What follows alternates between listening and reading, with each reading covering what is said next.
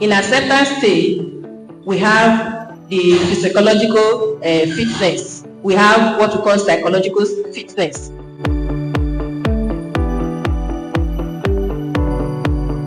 You see, a guy will just walk to a lady and say, "I love you." And I will ask, "What did you love in me?" You cannot just see me on the way going, you just stop me and tell me you love me. Then I will just tell you, "I love you too." But that's what most people are doing today. And when they stumble into it like that, they now concluded that they are in dating relationship. That is not dating yet. In acceptance stage, we have the physiological fitness. We have what we call psychological fitness. We have what we call financial fitness. You watch the person. How is the person looking? The person that walk up to you and tell you he loves you, did you really love the person physical appearance? You first of all accept that one first. Then you look at the person again. Is the person mentally stable, mentally fit? There are some persons, you see them gorgeously dressed, but they open their mouth to talk. You will not like them. You look into all those ones before you enter dating properly. Then there are some stage, you look at the financial status of that person. And that's where most of ladies get it wrong and they stumble into marriage, and before you see, divorce. So acceptance stage is very, very important. Let me just add a bit. So that acceptance stage is very important for young ladies, particularly young ladies, because the lady that we accept in our African setting this way, particularly in a Nigerian environment, it's difficult to see a lady approach a young man to say, "I love you." Difficult? Very difficult. Even though you love the person, it's very difficult to open your mouth and say so. Okay? So, but I always tell people that as a young lady, you is mature, you are above 18 years, you should be prepared for any invitation. You be prepared. You are as a young lady, you are above 18. You are ready for marriage.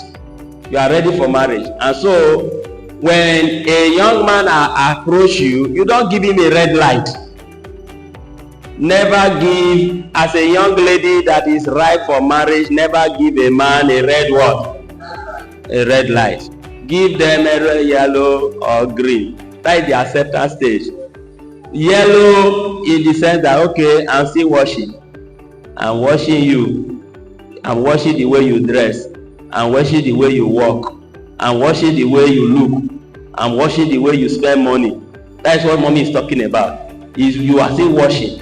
When you have washed to a considerable level, that maybe after that time the person is still coming and is still coming, then you cannot say, okay, let us get closer, which is into what we have been talking about. All right.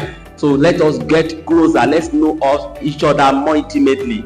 Know each other to family. Know each other to our personal values and likes or dislikes. Know each other deeply. That is what we normally move from. But from the very first stage, you definitely need to look at. You know why that is important? Sometimes some of us are already 20-something years, and a young man asks, just talk to you, come around you, say, come and go. That is red light. That is red light. I'm not ready. That is red light. Why are you saying you are not ready? When you are not ready at 26 or 28, before you know what is happening now, you are already 35, and then you turn to prayer point for us. Don't turn to prayer point for us. Are you here with me? You are above 18 years, be ready. Give yellow light or what? Green light. We have these principles in mind. It's from the very onset, you know that the challenges will come, because we have talked about the fact that dating is romantic, adults, and as we get closer,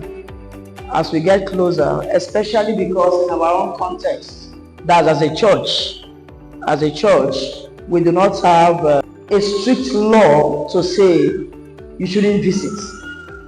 we have denominations where it is forbidden to visit your would-be husband or would-be wife, but they still meet together to still evaluate themselves. So they meet.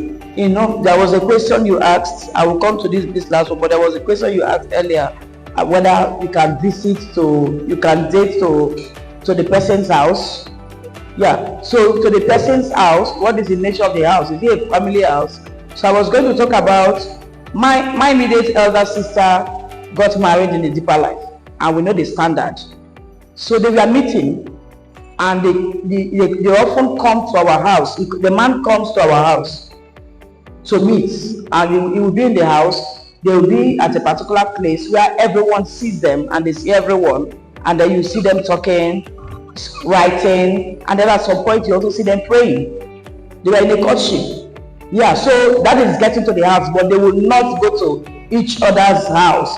But as a denomination, so to speak, we do not have that very strong standard known by everyone to say that we shouldn't visit each other. We have the liberty to visit ourselves. So that is the problem where this question will come from. When you say navigate the problems, what are the problems? I'm sure you're talking about sexual problems. Yeah, sexual problems. So having these 10 principles of godly dating from the very beginning, I think it will help us. Number one, date with a purpose. Pastor talked about it. You define the purpose for that